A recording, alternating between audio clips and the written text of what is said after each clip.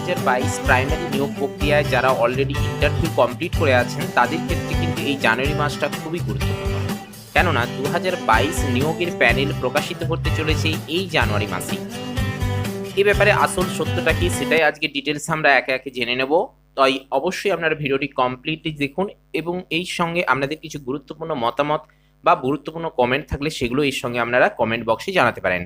আজকের এপিসোডে আমরা মেনলি যে বিষয়গুলিকে প্রাধান্য দেবো সেগুলি হলো এ মাসে কত তারিখ এটা প্রকাশিত হতে পারে। আমরা তো বললাম জানুয়ারি মাসে প্যানেল প্রকাশিত হতে পারে যারা ইন্টারভিউ দিচ্ছেন, তো সেটা কত তারিখের মধ্যে হতে পারে সেটা নিয়ে আমরা আলোকপাত করব। নেক্সট আলোকপাত করব 2022 স্টেট পাসদের ইন্টারভিউ নোটিশ এ মাসেই আসতে পারে এবং সে ব্যাপারেও কিন্তু আমরা ডিটেলস আলোচনা করব।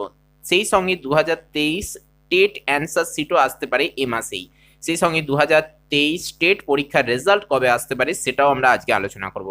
অবশ্যই আপনারা ভিডিওটি সম্পূর্ণ দেখার পাশাপাশি আপনাদের যদি ভালো লাগে তাহলে অবশ্যই একটি লাইক দেবেন এবং সেই সঙ্গে প্রয়োজনীয়দের সাথে যারা অলরেডি প্রাইমারি টেটের ব্যাপারে অনেকটা ইন্টারেস্টেড রয়েছেন, ইন্টারভিউ দিয়ে রয়েছেন এবং যারা 2022-এর পরীক্ষা দিয়ে পাস করে রেখেছেন কিংবা 23-এ অলরেডি পরীক্ষা দিয়ে রেখেছেন, প্রত্যেকেরই ক্ষেত্রে কিন্তু এটা খুবই গুরুত্বপূর্ণ। অবশ্যই এটা ইনফরমেটিভ এবং সেই সঙ্গে ইন্টারেস্টেড। তাই ভিডিওটি অবশ্যই সকলের সাথে শেয়ার করবেন এবং চ্যানেলে নতুন এসে থাকলে কিংবা এখনো পর্যন্ত সাবস্ক্রাইব করে না থাকলে অবশ্যই সাবস্ক্রাইব করে অল নোটিফিকেশনটি অন করুন। না আপনাদের উৎসাহই আমাদের এগিয়ে চলার একমাত্র পাথেয়। চলুন আমরা ডিটেলস আলোচনায় চলে যাই। প্রথমেই আসি এ মাসের কত তারিখে প্যানেল প্রকাশিত হচ্ছে। দেখুন, এক্ষেত্রে একটা কথা বলতে পারি যে এ মাসেই অর্থাৎ জানুয়ারি মাসেই প্যানেল প্রকাশিত হচ্ছে। এর আগেই কিন্তু প্যানেল প্রকাশিত হওয়ার কথা ছিল কোন সময়ে বলুন তো? আগস্ট সেপ্টেম্বরের দিক করে, অর্থাৎ আগস্টের শেষ এবং সেপ্টেম্বরের শুরু, এই সময়টা দিক করে কিন্তু আমাদের পর্ষদ সভাপতি গৌতম পাল মহাশয় ঘোষণা করেছিলেন যে আমরা প্যানেল প্রকাশিত করতে চলেছি, কেননা আমাদের ইন্টারভিউ প্রক্রিয়া কমপ্লিট হয়ে গেছে। কিন্তু সেটা আদৌ হয়ে ওঠা সম্ভব হয়নি, কেননা তারপরেই কিন্তু কেস এসে গিয়েছিল এবং সেই কেসটা ছিল 2020-22 ডিএলএড কেস এবং সেক্ষেত্রে কিন্তু ক্যান্ডিডেটরা বলছে তারা এই নিয়োগ প্রক্রিয়া এলিজিবল, কিন্তু পর্ষদ সেটা মানতে রাজি নয় এবং সেক্ষেত্রে সেই কোর্ট কেসটা কিন্তু কেবলমাত্র হাইকোর্টের মধ্যেই থেমে থাকেনি, সেটা বাড়তে বাড়তে গিয়ে পৌঁছয় একদম সুপ্রিম কোর্টে। স্বাভাবিকভাবে সুপ্রিম কোর্ট কিন্তু সেটার উপর স্টে অর্ডার জারি করে এবং সেখানে কেস নাম্বার বা ডায়েরি যেটা ছিল 21287, কেসটা ছিল সৌমেন পাল ভার্সেস শ্রাবণী নায়ক এবং এখানে জাজমেন্ট হিসেবে ছিলেন হিমা কোহলি ও রাজেশ বিন্দার ডিভিশন বেঞ্চ থেকে। এখান থেকেই কিন্তু এটা স্টে অর্ডার ঘোষণা করা হয় এবং স্বাভাবিকভাবে কিন্তু এটা আর প্যানেল ঘোষণা করা হয়নি। তবে এখন এই জানুয়ারি মাসটা কেন গুরুত্বপূর্ণ, কেন এখানে প্যানেল ঘোষণা হতে চলেছে সে ব্যাপারে কেন আমরা বলছি, কেননা রিসেন্ট অর্থাৎ আগামী পরশু দিন অর্থাৎ 12 তারিখ কিন্তু হিয়ারিং রয়েছে এবং সেই হিয়ারিংয়ে কিন্তু ফাইনাল জাজমেন্ট আসার একটা সম্ভাবনা রয়েছে এবং একটা সম্ভাবনা নয়, হয়ে যাওয়ার সম্ভাবনা 100%ই ধরা যায়। কেননা রিসেন্ট যে আরেকটা হিয়ারিং হয়েছিল সুপ্রিম কোর্টে এই প্রাইমারি টেট নিয়োগের ব্যাপারে, সেখানে কিন্তু হিমা কোহলি কিন্তু ঘোষণা করেছিলেন যে এবারে কিন্তু এই স্টে অর্ডার তুলে নেওয়া হবে এবং পর্ষদের যেভাবে তৎপরতা সেদিক থেকে সব দিক থেকে বিচার করে কিন্তু দেখতে পারা যাচ্ছে বা বোঝা যাচ্ছে যে আগামী 12 তারিখ যে হিয়ারিং হচ্ছে প্রাইমারি টেটের সুপ্রিম কোর্টে, সেখানে কিন্তু স্টে অর্ডার উঠে গিয়ে ফাইনাল জাজমেন্ট আসার একটা সম্ভাবনা রয়েছে এবং সেই ফাইনাল জাজমেন্ট যদি হয়ে যায় তাহলে আমরা এখানে বলেছি যে কত তারিখ প্রকাশিত হতে পারে। দেখুন, এখানে যদি 12 তারিখ হিয়ারিংটা হয়ে ফাইনাল জাজমেন্ট হয়ে যায় তাহলে কিন্তু কমিশন এর ঠিক আর বেশি দেরি করবে না, কেননা কমিশন চাইছে খুব তাড়াতাড়ি এখানে নিয়োগ করতে, কেননা আগামী তবে নতুন করে মানে ভ্যাকেন্সি বের করতে পারবেন 2022-23-এ যারা পাস করছেন তাদের জন্য। তো সেক্ষেত্রে 12 তারিখ যদি ফাইনাল জাজমেন্ট হয়ে যায় তাহলে কমিশন কিন্তু খুব তাড়াতাড়ি অর্থাৎ ধরে নেওয়া যায় 6 থেকে 7 দিনের মধ্যে কিন্তু প্যানেল ঘোষণা করবেন। অর্থাৎ এখানে 12 তারিখ যদি ফাইনাল জাজমেন্ট হয় তাহলে ধরে নেওয়া যায় 20 তারিখের মধ্যে কিন্তু অবশ্যই ফাইনাল প্যানেল আসতে চলেছে। তাহলে অবশ্যই যারা 2022 নিয়োগ প্রক্রিয়ায় অন্তর্গত রয়েছেন, যারা ইন্টারভিউ দিয়ে রেখেছেন তাদের জন্য এই জানুয়ারি মাসটা কিন্তু খুবই গুরুত্বপূর্ণ। সেই সঙ্গে এই জানুয়ারি মাসটা 2022-এ যারা অলরেডি প্রাইমারি টেট পাস করে রয়েছেন তাদের ক্ষেত্রেও গুরুত্বপূর্ণ। কেননা দেখুন, গৌতম পাল মহাশয় এই যে আগস্ট এবং সেপ্টেম্বর মাসে যে প্যানেল ঘোষণার সময় বলেছিলেন যে এই নিয়োগটা কমপ্লিট হয়ে গেলেই আমরা তৎক্ষণাৎ কিন্তু প্রতিটি জেলার ডিপিএসসি কি না ডিপিএসসি এই অফিসগুলিতে কিন্তু অর্থাৎ প্রতিটা জেলার ডিপিএসসি অফিসগুলিতে আমরা ভ্যাকেন্সি পোস্ট চেয়ে পাঠাবো এবং তাদের আন্ডারে কতগুলো করে ভ্যাকেন্সি রয়েছে সেটা জানতে চাইবো এবং তৎক্ষণাৎ কিন্তু এখানে জানতে চাওয়া হবে মনে কত 15 দিন টাইম দেওয়া হবে। তাহলে 15 দিনের পর তার সঙ্গে 7 দিন যোগ করুন, 7 দিন যোগ করলে কত হচ্ছে, 15 সাথে 22, 25 দিনের মধ্যেই কিন্তু ভ্যাকেন্সির জন্য ইন্টারভিউ নোটিশ প্রকাশ করে দিতে পারবে প্রাইমারি টেট বা প্রাইমারি শিক্ষা দপ্তর। তো সেক্ষেত্রে দেখতে গেলে এখানে যে এই নিয়োগ প্রক্রিয়াটা বন্ধ রয়েছে 2022-এর, এটা কমপ্লিট হয়ে গেলেই কিন্তু তার 20 থেকে 25 দিনের মধ্যেই কিন্তু 2022-এ যারা প্রাইমারি টেট পাস করে রয়েছেন তাদের কিন্তু ইন্টারভিউ নোটিশ প্রকাশিত হতে পারে। তাহলে সেক্ষেত্রে দেখতে গেলে জানুয়ারি মাসটাই কিন্তু আপনারা অবশ্যই এই ব্যাপারে আপডেট পেয়ে যাবেন, কেননা এখানে যদি নিয়োগটা হয়ে যায় তাহলে কিন্তু আপনারা এখানে পরিষ্কার হয়ে যেতে পারবেন যে আমাদের আপডেট আসছে বা আমাদের ইন্টারভিউয়ের জন্য নোটিশ আসতে চলেছে। তাই সেজন্য আমি বললাম 2022-এ যারা টেট পাস করে রয়েছেন প্রাইমারি টেট, অবশ্যই তাদের ক্ষেত্রেও এই জানুয়ারি মাসটা কিন্তু খুবই গুরুত্বপূর্ণ, কেননা আমরা এই জানুয়ারি মাসেই বুঝতে পেরে যাবেন আমাদের প্রাইমারি ইন্টারভিউ দেওয়ার জন্য আমাদের প্রিপারেশন কতটা চূড়ান্তভাবে প্রস্তুতি নেওয়া শুরু করা দরকার। কেননা অনেকেই কিন্তু এ ব্যাপারে অনেকটা উদাসীন রয়েছেন, অনেকেই কিন্তু এখন ঠিক করে বুঝে উঠতে পারছেন না আদৌ এখানে নিয়োগ প্রক্রিয়া কোন দিকে এগোবে বা তারপরে নতুন করে ইন্টারভিউয়ের জন্য নোটিশই বা কখন আসতে পারে। তো সেই জায়গা থেকে দেখতে গেলে কিন্তু আপনারা এই জানুয়ারি মাসেই বুঝতে পেরে যাবেন যে আপনাদের ইন্টারভিউয়ের জন্য কোনো আপডেট আসছে কিনা। সেই সঙ্গে 2023-এ যারা ডিসেম্বর মাসে অর্থাৎ 24শে ডিসেম্বর প্রাইমারি টেট পরীক্ষা দিলেন তাদের ক্ষেত্রেও কিন্তু এই জানুয়ারি মাসটা খুবই গুরুত্বপূর্ণ। কিভাবে সেটা দেখুন, এখানে আমরা উল্লেখ করেছি অ্যান্সার শিটের ব্যাপারে।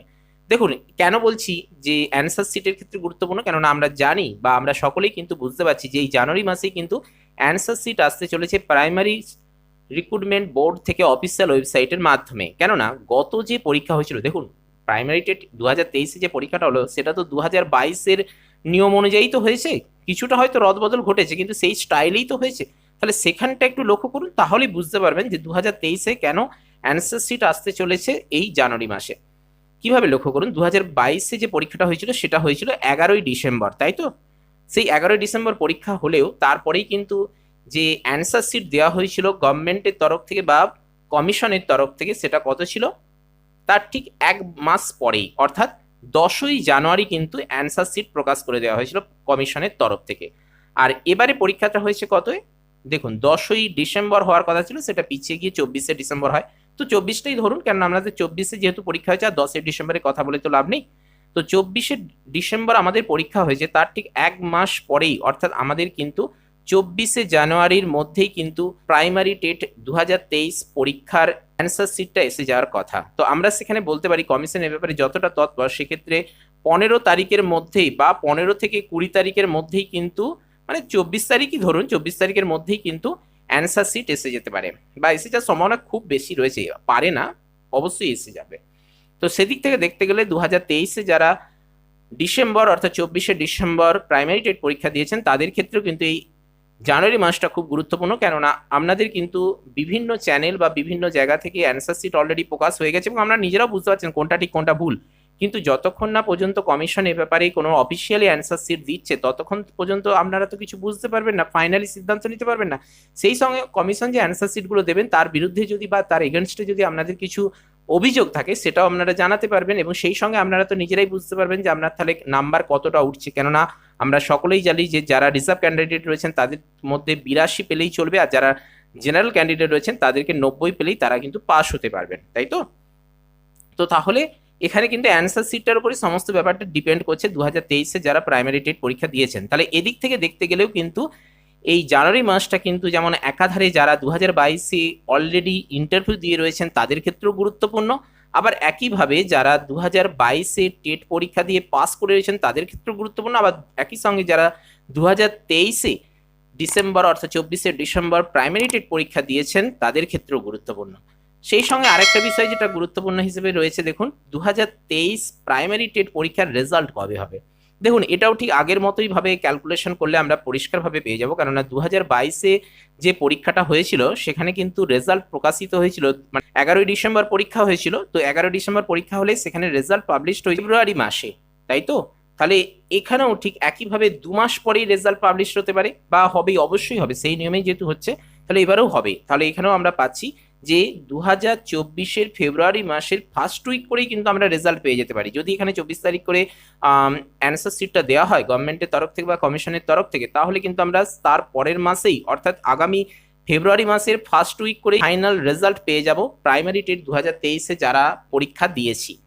তো সেক্ষেত্রে দেখতে গেলে কিন্তু আমরা এই জানুয়ারি মাসে যদি আমরা অ্যান্সার শিট পেয়ে যাই তাহলে কিন্তু আমরা ফাইনাল যে ফেব্রুয়ারি মাসেই কিন্তু আমরা রেজাল্ট পেতে চলেছি। তাহলে সেক্ষেত্রেও দেখতে গেলে এই জানুয়ারি মাসটা কিন্তু আমাদের ক্ষেত্রে সকলের গুরুত্বপূর্ণ, কেননা এই জানুয়ারি মাস যেমন একাধারে আমরা এখানে নতুন প্যানেল পাচ্ছি, যারা প্যানেলের জন্য অপেক্ষা করছেন, যারা অলরেডি নতুন ইন্টারভিউ এর জন্য অপেক্ষা করছেন তাদের ক্ষেত্রেও গুরুত্বপূর্ণ, যারা অলরেডি 2023-এ পরীক্ষা দিয়ে আছেন, যারা অ্যান্সার শিটের জন্য অপেক্ষা করছেন তাদের জন্য গুরুত্বপূর্ণ, এবং সেই সঙ্গে রেজাল্টের জন্য গুরুত্বপূর্ণ। সেই সঙ্গে যারা আপার প্রাইমারি দিয়েছেন বা আপার প্রাইমারি ইন্টারভিউ কমপ্লিট করে রয়েছেন, কেননা সেখানে তো কাউন্সিলিং পর্যন্ত কমপ্লিট হয়ে গেছে, যদিও সেখানে ওয়েটিংটা একটু দেরি আছে, আর যেখানে প্যারা টিচারের ব্যাপারটা সেটা একটু দেরি আছে বা সেগুলো একটু অপেক্ষায় রয়েছে, সেগুলো আশা করি হয়ে যাবে।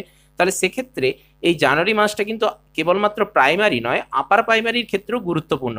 সেই সঙ্গে যারা অলরেডি মাদ্রাসার ফর্ম ফিল আপ করে রেখেছেন, সেই মাদ্রাসার ক্ষেত্রেও কিন্তু এই জানুয়ারি মাসটা গুরুত্বপূর্ণ, কেননা জানুয়ারি মাসের 10 তারিখের মধ্যে বা 11 তারিখ 12 তারিখের মধ্যে কিন্তু আমরা একটা আপডেট পেয়ে যাব যে জানুয়ারি মাসের শেষের দিক করে হলেও পরীক্ষাটা আদৌ হবে কিনা, কেননা আগামী ফেব্রুয়ারি মাসে তো পরীক্ষা হবে না, মার্চ মাসের দিকে চলে যেতে পারে। তাহলে সব মিলিয়ে দেখতে গেলে একাধারে প্রাইমারি, একাধারে আপার প্রাইমারি, আবার অন্য ধারে মাদ্রাসা, সমস্ত দিক থেকে কিন্তু এই জানুয়ারি মাসটা খুব গুরুত্বপূর্ণ হতে চলেছে। তো অবশ্যই আপনারা কিন্তু জানুয়ারি মাসে প্রতিটা আপডেট ভালোভাবে লক্ষ্য করুন, সেই সঙ্গে আমাদের চ্যানেলের সঙ্গে সাবস্ক্রাইব করে যুক্ত থাকুন, ভিডিওটিকে অবশ্যই লাইক দিন এবং প্রয়োজনের সাথে শেয়ার করুন, কেননা যে কোনো আপডেট এলেই কিন্তু সেটা আপনারা অবশ্যই এই চ্যানেলে নিয়মিত পেতে থাকবেন। তাই অবশ্যই আপনারা ভিডিওটি লাইক করে আমাদেরকে উৎসাহিত করতে পারেন, এবং সেই সঙ্গে আপনাদের কিছু গুরুত্বপূর্ণ মতামত, গুরুত্বপূর্ণ কমেন্ট থাকলে সেগুলো কিন্তু নির্দ্বিধায় কমেন্ট বক্সে জানাতে পারেন। আপনাদের মূল্যবান কমেন্ট, আপনাদের মূল্যবান পরামর্শগুলি আমরা সসম্মানে গ্রহণ করব। তো আপনাদের অগ্রগতি, আপনাদের সাফল্য কামনা করে আজকের এপিসোড আমরা এখানেই শেষ করছি। নো মোর টুডে, দেখা হচ্ছে পরের এপিসোডে। জয় হিন্দ, বন্দে মাতরম।